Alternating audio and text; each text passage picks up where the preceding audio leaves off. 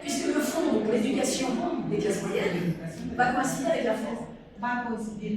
Une forme parfaite, unie. Et l'efficacité de Disneyland repose sur la différence entre l'extérieur et l'intérieur. C'est important de préserver cette forme de vie qu'on retrouve dans toutes les expérimentations. En interne, on retrouve un ordre spatial dans l'attention qui est portée au cheminement des visiteurs, qui sont entraînés dans des séquences narratives. Si certains d'entre vous sont allés à Disneyland, ils voient très bien de quoi je vais parler. Vous êtes entraînés par le château qui est très loin, qui est immense, et là, il y a un effet architectural qui fait qu'on est entraîné dans le mouvement, on a envie d'aller vers le château.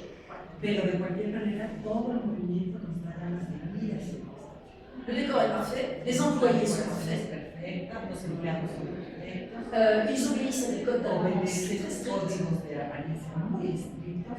Et les comportements déviants ne sont pas autorisés à Disneyland. Il y a eu quelques épisodes, mais je ne parlerai pas déviants. Y los comportamientos desviados no están autorizados en hubo algunas desviaciones en lo que vamos a hablar, pero en principio no están. ¿Qué sería considerado un comportamiento desviado? Ce serait quoi un comportement déviant? Alors, avant, oui, pas depuis les années 90, il y a des journées gays organisées à Disneyland. Mais avant, oui, c'était strictement interdit. Il y a eu plusieurs procès. Totalmente prohibido y hubo varios juicios. Ouais, des procès par des couples gays qui voulaient juste danser à Disneyland et on leur a interdit de danser. Jusqu'à la fin des années 60, les hommes qui rentraient à Disneyland, on éliminait les gens qui avaient des cheveux longs. Les hommes qui avaient des cheveux longs.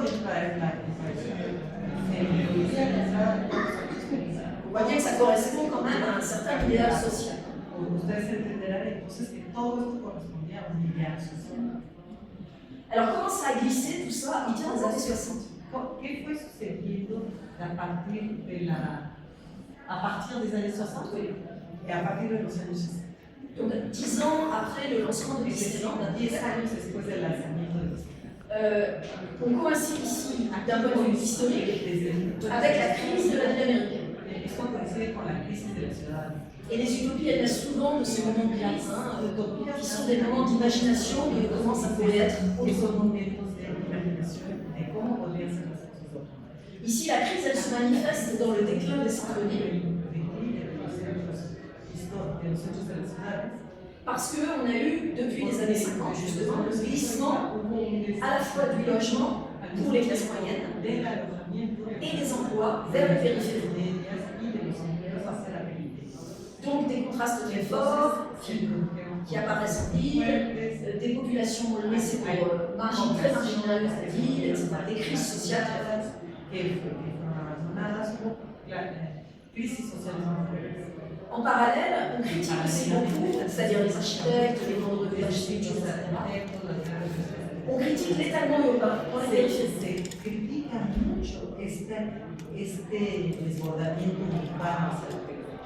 On critique la pauvreté sociale des nouvelles banlieues. Et on critique la forme. Et ici, je vous ai mis une citation traduite de Victor Lewen, qui est un architecte qui a pourtant contribué aux grandes formes architecturales de la Sud-Coréenne, puisqu'il a produit le premier shopping center. Le premier shopping center, le mall. Et le premier shopping center, le même mall. Voilà. Mais là, tout d'un coup, la voiture, ça ne va plus du tout. El coche no, ya no podemos estar usando tanto el coche. La voiture et l'anarchie. L'anarchie de la banlieue qui s'étale, etc. Et là, les termes sont très très forts. Le développement de la banlieue est pathogène.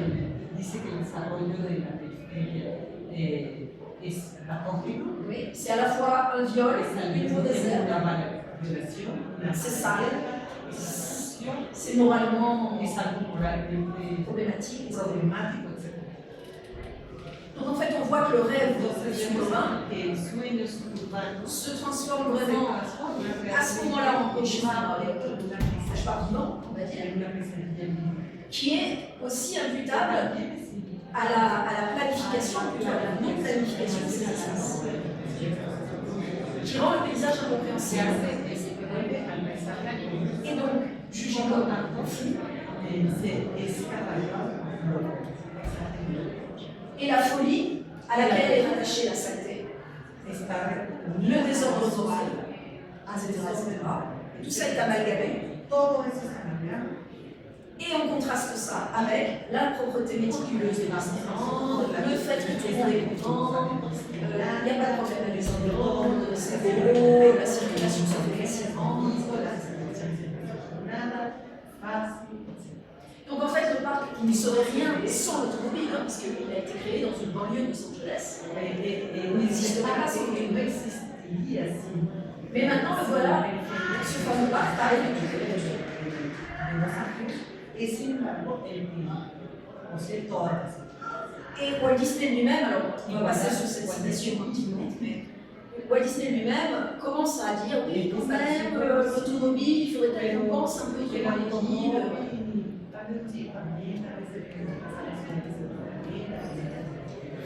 Ce qui est plus important que cette citation, c'est que c'est à ce moment-là, en 1965, au 10e anniversaire de parc, que la société Disney invite les journalistes du monde entier et publie des tonnes et des tonnes de comment dire, c'est des press releases, des c'est ça, voilà, merci. Voilà. Des opérations de presse. Voilà, qu'on va retrouver dans des dizaines et des dizaines de publications à travers le monde et qui vont porter Disneyland au statut de ville idéale.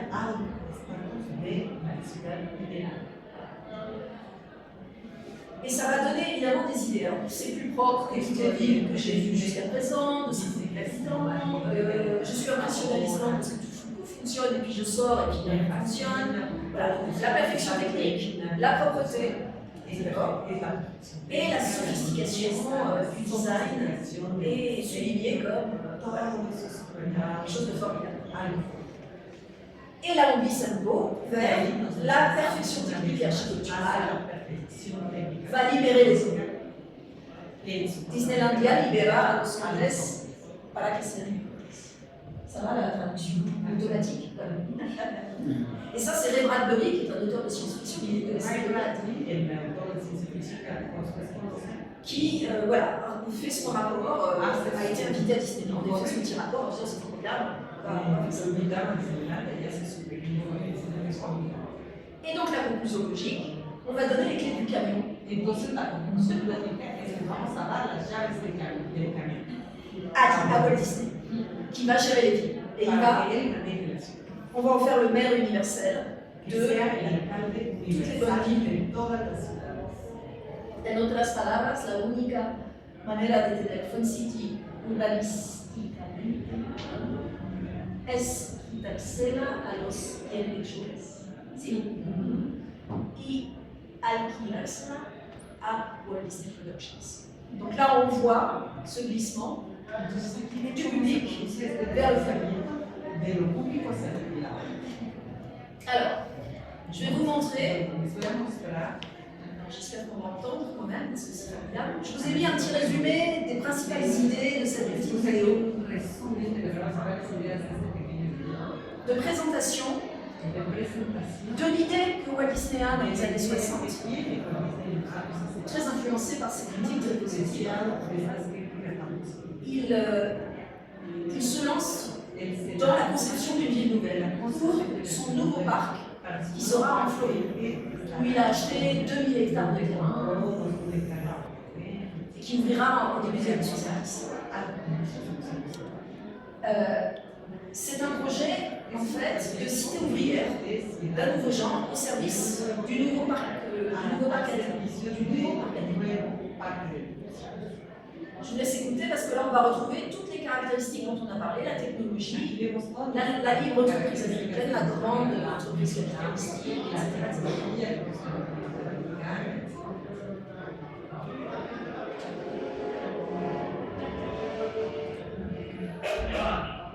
Take its cue from the new ideas and new technologies that are now emerging from the creative centers of American industry.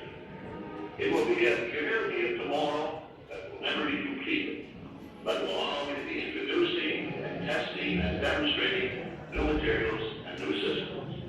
And EPCOT will always be a showcase to the world for the ingenuity and imagination of American free enterprise. I don't believe there's a challenge anywhere in the world that's more important to people everywhere than finding solutions to the problems of our cities.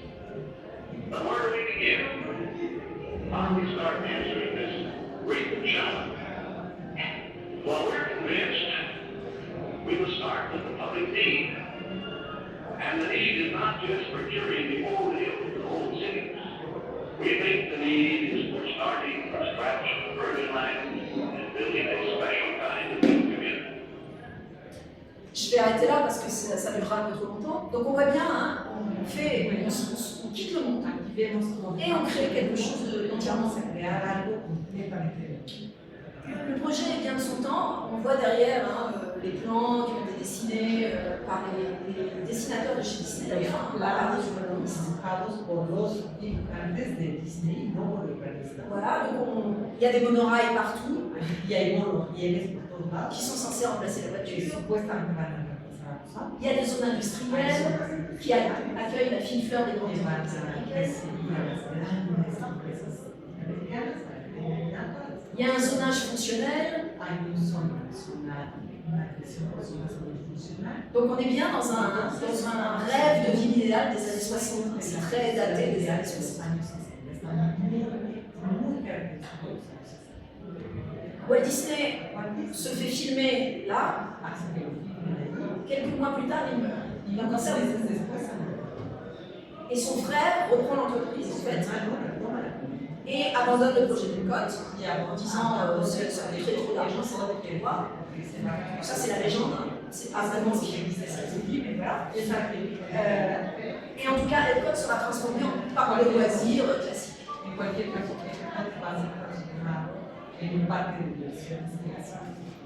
Alors, ça veut dire que pendant 20 ans, avant l'arrivée, juste au milieu des années 80, la Walt Disney Company n'aura aucun projet immobilier. Les équilibres dans l'entreprise font que ça ne sera pas d'actualité.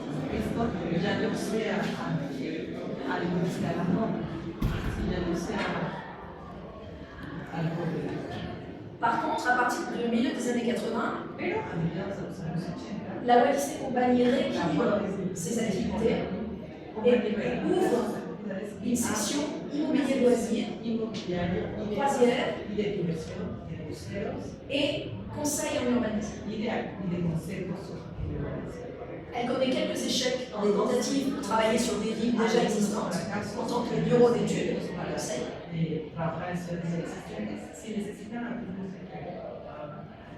Mais elle lance un projet qui voit le jour en 1995 en Floride, sur les terrains d'un compagnie qui s'appelle Celebration.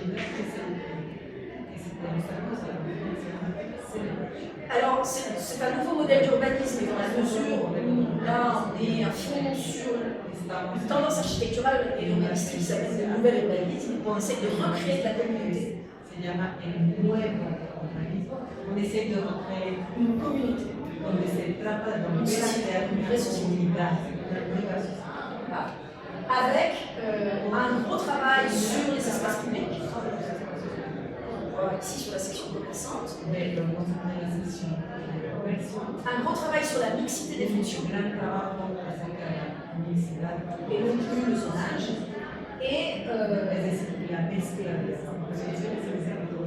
et énormément de références très nostalgiques à la ville américaine, à la petite ville américaine du début du siècle. À la petite ville. Ça, c'est au moment de la sortie de Terre de Celebration, les références à les codes sont partout. C'est-à-dire, on dit, ah, ça y est, enfin, les codes a ressuscité, donc on a fait l'objet. Mais en fait, si les ventes sont un succès,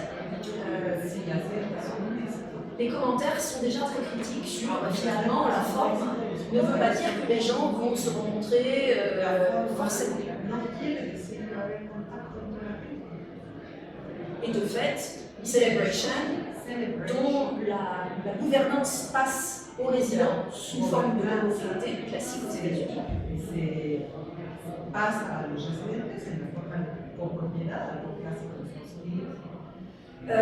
En fait, apparaît comme une autre master planned community,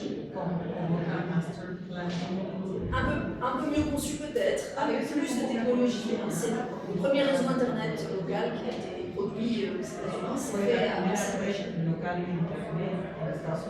Les maisons connectées, tout ça. Donc en fait, on voit que c'est en train de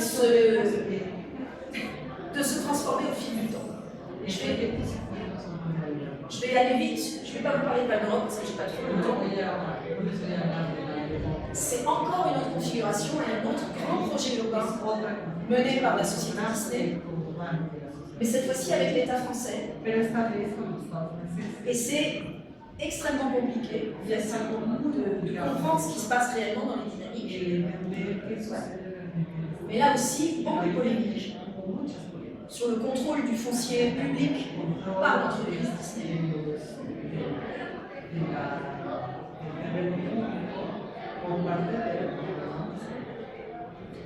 Et je vais terminer avec Cotino, qui est le dernier avatar. Voilà, en 2022, c'est le tout nouveau projet qui est sorti de terre cette année, dans la Coachella Valley. Oui. Alors, est-ce que j'ai... Ah, il ne veut plus mettre la vidéo de présentation. Alors, c'est pas très grave. Je vous ai mis le résumé. Vous trouverez la vidéo, il y en a partout sur Internet. Pareil, ça a été mondialement publicisé. Voilà.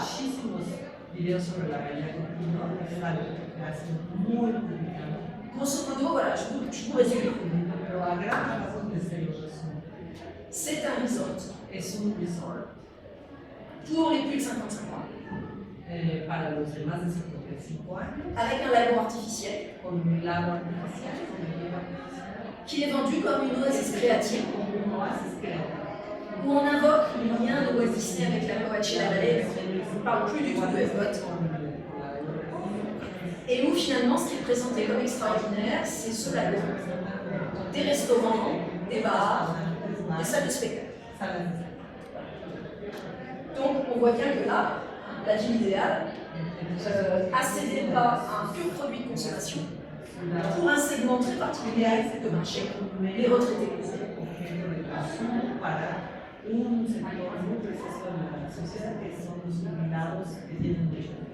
On voit mal l'originalité de ce projet par rapport à tous les golf resorts qui sont autour, au milieu du désert.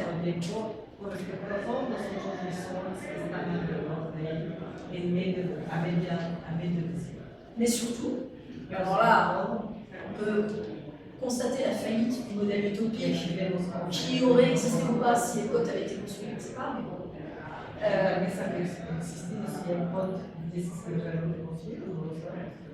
On est ici à l'est de la Californie, dans le désert Mojave, qui depuis 20 ans connaît des sécheresses chroniques. Il n'y a aucune discussion sur la soutenabilité environnementale de ce type de projet aujourd'hui.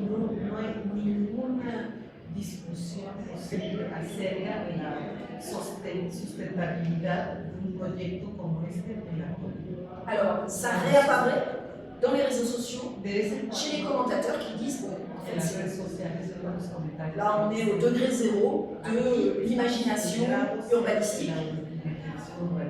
puisque tous les enjeux utopiques d'aujourd'hui sont à la fois sociaux et environnementaux. Là, on voit bien, on en est quand même assez loin. Estamos lejísimos de lo J'ai terminé. Merci beaucoup.